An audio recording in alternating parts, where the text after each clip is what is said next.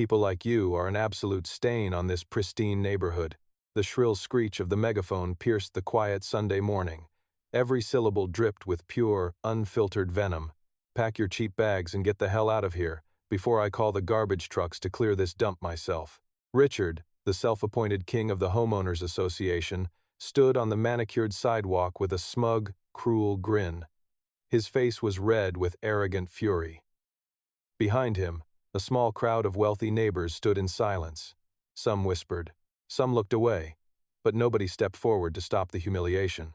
On the porch stood Marcus. He was a man who had worked his entire life to give his family a piece of the American dream. Now, he was being treated like dirt on the bottom of Richard's expensive loafers. Marcus just stood there. He didn't scream back. He didn't throw a punch. He simply looked at the enraged man with a chilling, dead-eyed calmness. But to understand why Marcus was smiling, we need to rewind the clock. Let's go back 5 years. Marcus wasn't born into old money. He didn't inherit a trust fund or a country club membership. He started with absolutely nothing. He was a minority immigrant who arrived with empty pockets and a relentless drive. His secret weapon was his undeniable charisma and an overwhelmingly positive attitude. While the elites were attending lavish galas, Marcus was locked in his tiny apartment. He was a remarkably fast learner. He dived headfirst into the digital world. He was deeply passionate about online business and digital content creation. He spent sleepless nights mastering internet marketing and building massively successful online channels. His digital content went incredibly viral. He wasn't afraid to fail. In fact, he embraced failure as a necessary stepping stone. Every time an online venture collapsed, he rebuilt it twice as strong. He was a man of his word. If he said he was going to conquer a new market, he did it. This relentless work ethic fueled his journey toward absolute financial freedom. He cultivated a powerful wealth-building mindset. He wasn't interested in buying flashy sports cars or wearing designer labels to impress strangers. He wanted generational wealth. He wanted untouchable security.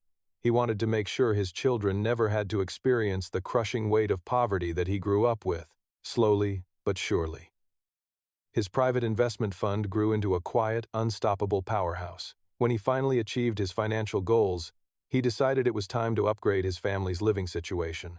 He bought a beautiful, sprawling property in one of the most exclusive, gated suburbs in the state. It was a neighborhood where the driveways were lined with luxury European cars. It was a place where people hired professional landscaping companies just to trim their hedges. But Marcus was different. Despite his immense bank account, his soul was still grounded in the earth. He found profound joy in the simple things. Instead of hiring a luxury landscape architect, he put on a pair of worn-out boots. He grabbed a shovel. He spent his weekends out in the backyard, hands covered in rich soil. He built a vibrant, thriving vegetable garden right behind his house. He loved watching the seeds sprout into life. He even dug out a beautiful, tranquil pond to raise koi fish. For Marcus, feeding his fish and watering his tomatoes was the ultimate meditation.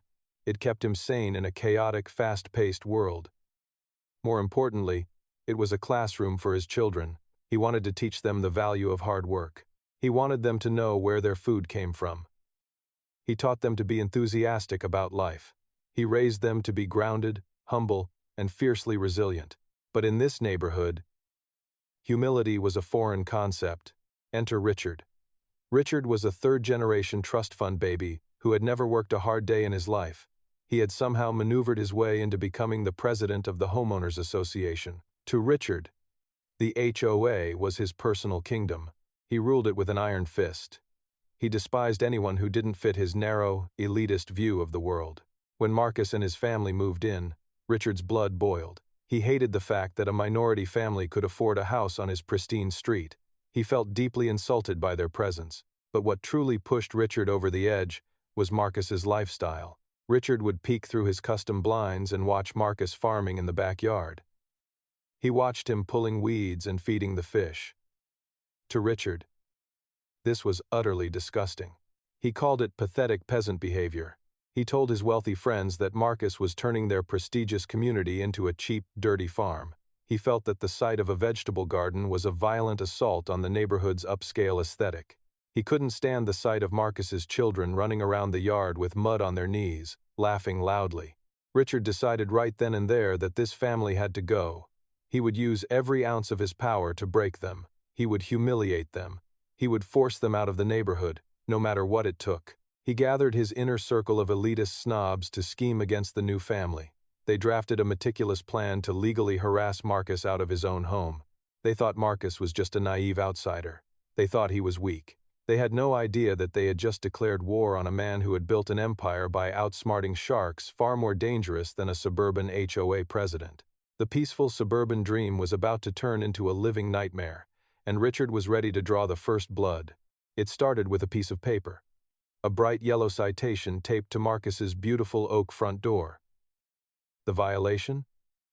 His trash cans were exactly 2 inches outside the designated concrete square in the alley. The fine?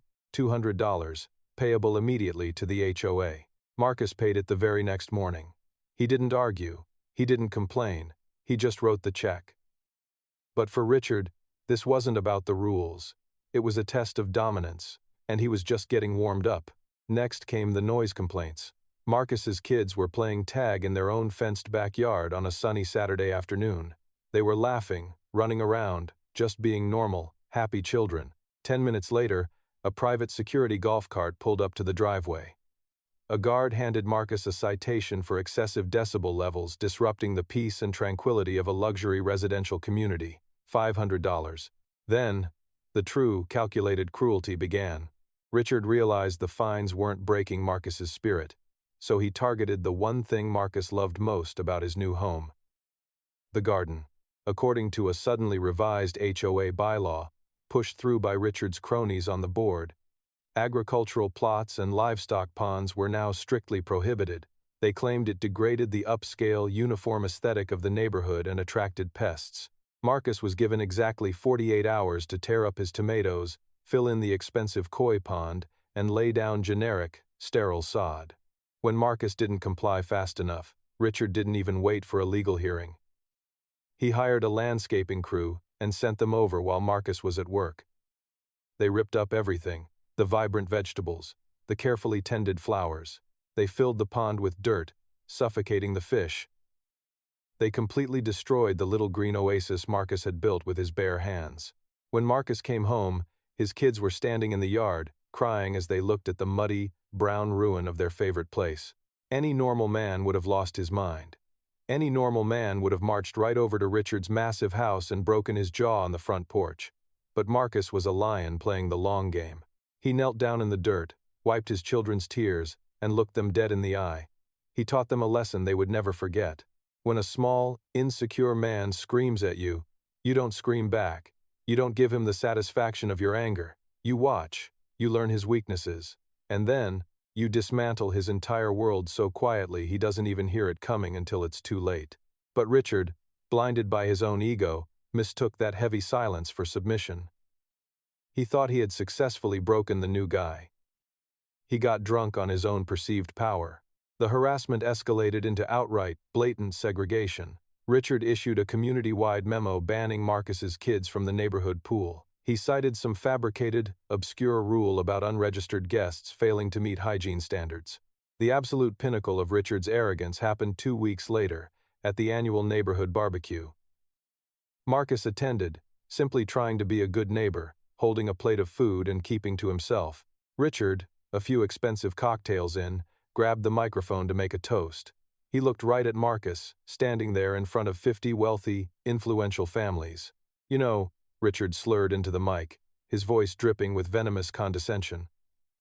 "Some people just don't belong in a place like this. Some people get lucky.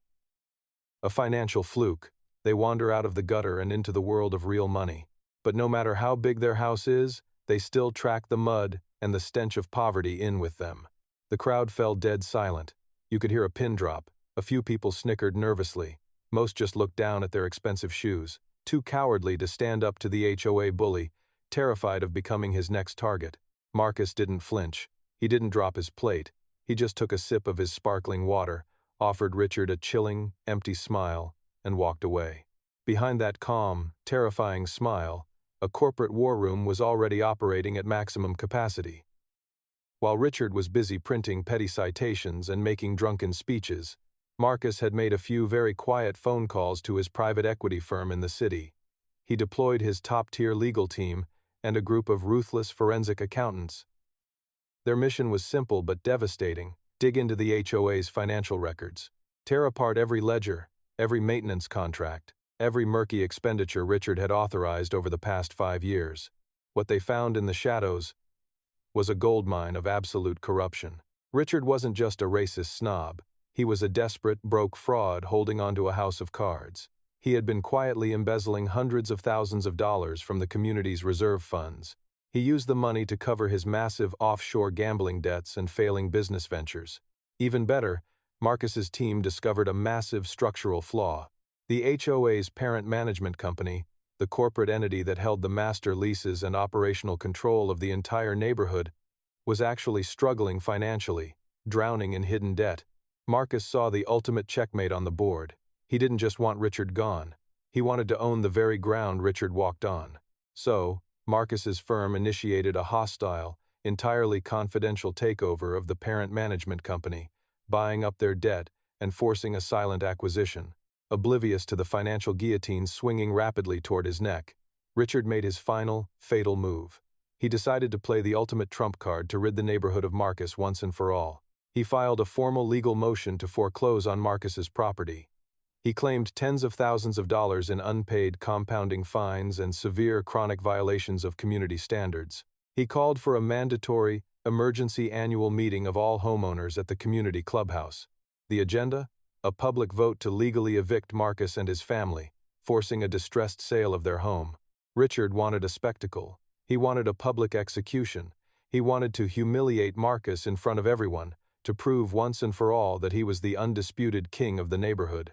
He wanted to see the minority family pack their bags and run away with their tails between their legs, serving as a warning to anyone else who dared to challenge the elite. The stage was set. The invitations were sent. What Richard didn't know was that he wasn't the executioner in this story. He was just a clown standing on a trapdoor. The community clubhouse was packed to the brim that Thursday evening. The air conditioning was struggling to keep up with the body heat of 100 nervous homeowners. The room smelled of stale coffee and expensive perfume.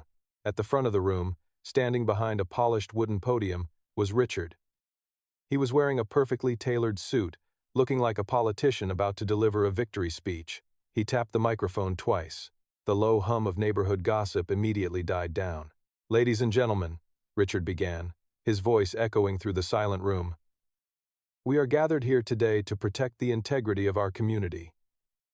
He paced back and forth, gesturing dramatically. "We all worked hard to live in a place of high standards, a place of elegance, a place of rules." He stopped and pointed a finger directly at Marcus, who was sitting quietly in the back row with his wife. "But recently, a certain family has decided that our rules do not apply to them." Richard listed the manufactured offenses.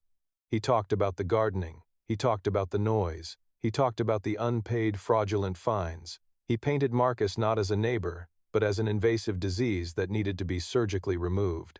"I am calling for an immediate, unanimous vote to initiate foreclosure proceedings on this property," Richard declared, slamming his hand on the podium. "We need them out.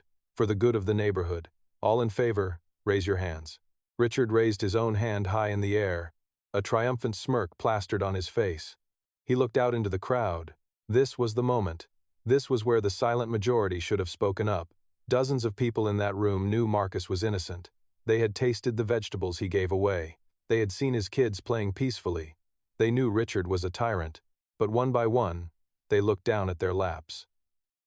Nobody made eye contact. Nobody stood up to defend the innocent man. A few cowardly hands slowly began to rise into the air, surrendering to the bully just to keep themselves off his radar. Richard's smirk grew wider. He thought he had won. He thought he had successfully buried the underdog. But then, the sound of a chair scraping against the wooden floor echoed through the room. Marcus stood up. He didn't look angry. He didn't look defeated.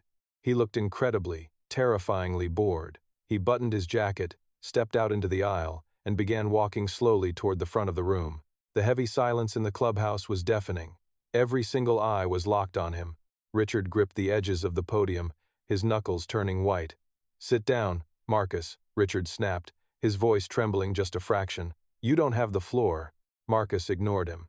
He walked right past the front row, stepped up onto the small stage, and stood inches away from Richard. Marcus reached inside his jacket pocket and pulled out a thick, legal dossier bound with a heavy red seal. He didn't hand it to Richard. He dropped it onto the podium with a loud, heavy thud. You're not going to hold a vote tonight, Richard, Marcus said softly into the microphone. His voice was completely calm, but it carried a weight that made the hairs on the back of everyone's neck stand up. Why not? Richard scoffed, crossing his arms, though a bead of sweat was forming on his forehead. Because you're going to beg? Marcus let out a short, dry laugh. No, because as of 9 a.m. this morning, you no longer have the authority to call a vote. In fact, you no longer have a board. A murmur rippled through the crowd. Richard's face contorted in confusion. What kind of garbage are you talking about? Marcus turned to face the crowd, leaning into the microphone. Over the last 3 weeks, my private equity firm has been conducting a little business, Marcus announced. We looked into the parent property management corporation that owns the ground leases for this entire subdivision. Marcus paused, letting the words hang in the heavy air. They were drowning in debt, so I bought them out. The room gasped collectively. I now own the master operational contract for this entire neighborhood, Marcus continued, his voice echoing off the walls. I own the clubhouse you're sitting in. I own the streets you drive on.